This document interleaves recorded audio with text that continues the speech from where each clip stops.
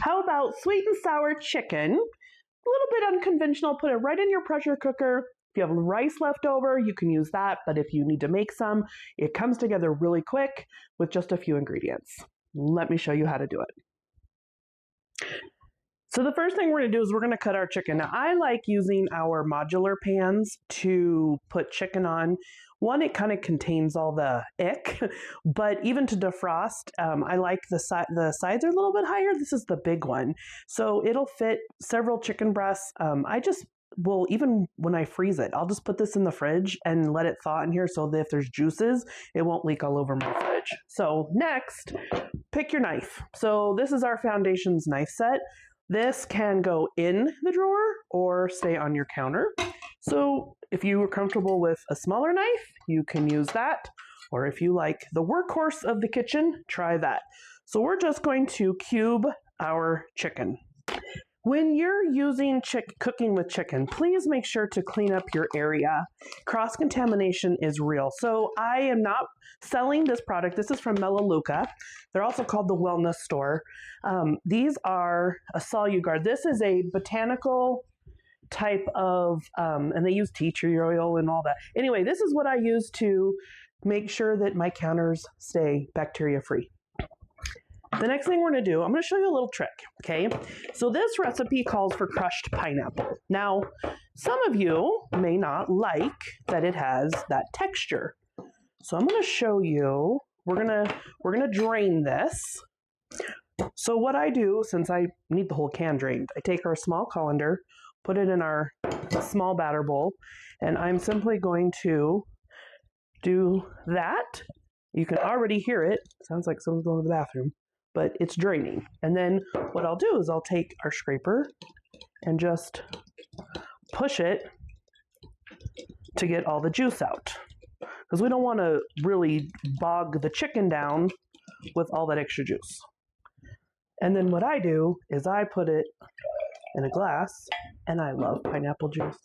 Now, if you don't like the thought of the texture of crushed pineapple being in your dish, take your twist and chop.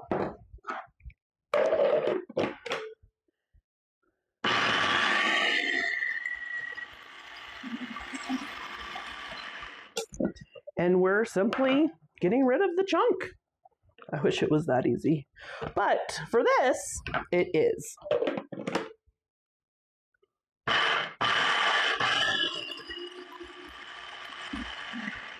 And that's all you need to do. And it just purees it even more. I wish you could see the blade going up and down. It's really cool.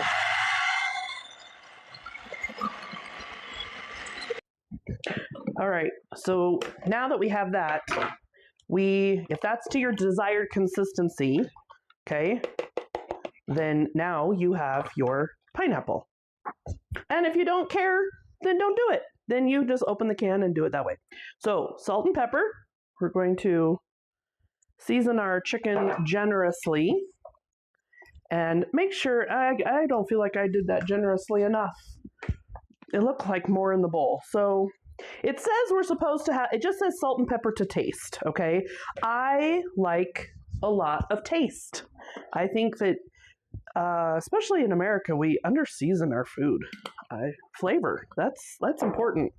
And salt is a flavor enhancer. So when you season your meat and stuff like that at the beginning of a recipe, it will not be salty, okay? So remember that. For this recipe, you could put it in a crock pot, but I'm going to use it in our pressure cooker. So we're going to take our chicken and put it just straight in there. I'm going to keep that right there so I can use it. Now, here comes the other ingredients. Now, this calls for orange marmalade. Now, here's the cool thing. This has been in my freezer.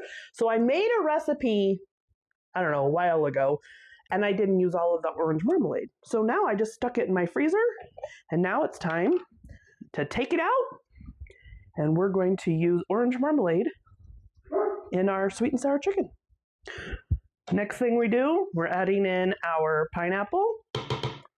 Okay, our pineapple, crushed pineapple, and then our sweet chili sauce. So the bottle was 10 ounces. I'm supposed to add a cup, but I am not putting 2 ounces back in the fridge. So I just used the whole bottle. But I didn't realize that. So now we're going to give it a stir. It smells really good.